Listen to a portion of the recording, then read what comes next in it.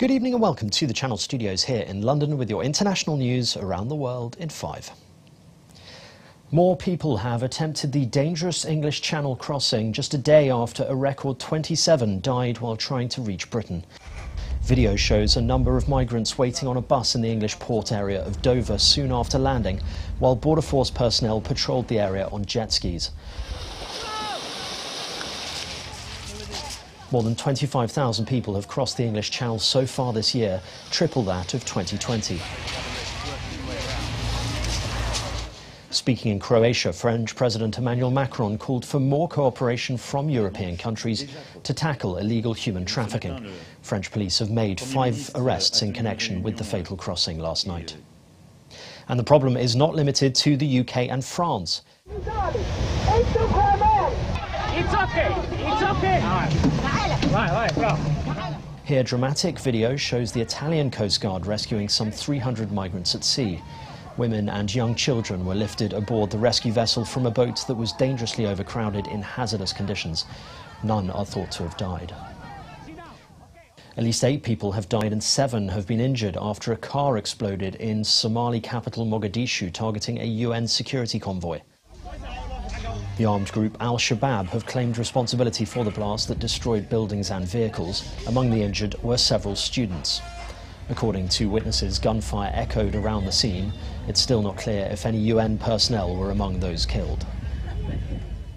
At least 6 people have died and dozens are still trapped after a fire in a coal mine in Siberia in Russia. Emergency services have been working in freezing temperatures in the Kemerovo region, with local authorities saying more than 235 people have been saved. The rescue operation is continuing to rescue those still trapped. Earlier, Russian President Vladimir Putin expressed condolences to the families of the victims. It is not known what caused the fire to start. Sweden's first ever female Prime Minister, Magdalena Andersson, has resigned less than 12 hours after she came to office. She was announced yesterday but resigned after her budget failed to pass and the Green Party quit her coalition. In a speech, she said it had been a question of respect and she does not want to lead a government that could be questioned in its legitimacy. The Speaker of Parliament will now decide the next step to find a new government. Australian Prime Minister Scott Morrison has announced the country will deploy the army to tackle protests in the Solomon Islands.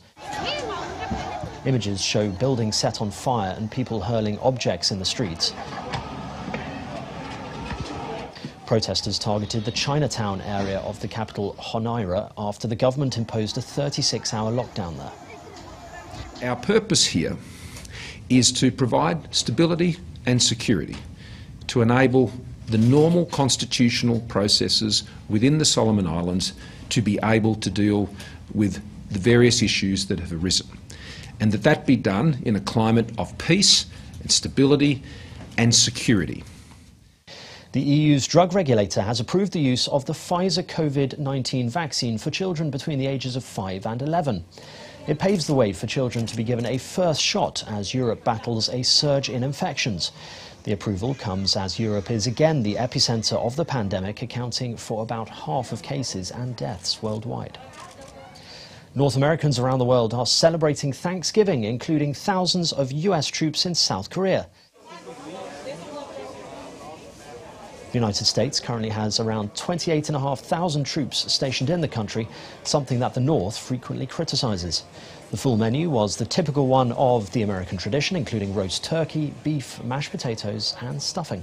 Last year's Thanksgiving I was back home with my family, and this year I'm obviously in Korea, so it's a little different, especially with the pandemic going on. It's harder to visit family and see family, but we're just out here trying to make the most of it.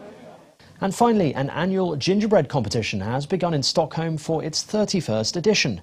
Under the theme Together, 130 participants presented different kinds of creations, including a gingerbread Berlin Wall and a Central Park cafe from the TV series Friends. The competition, which will run until the 9th of January, has 5 categories, including architecture, design and bakery. Winners will be announced on the 19th of December. And that's your international news around the world in 5. Now back to the Channel Studios in Lagos.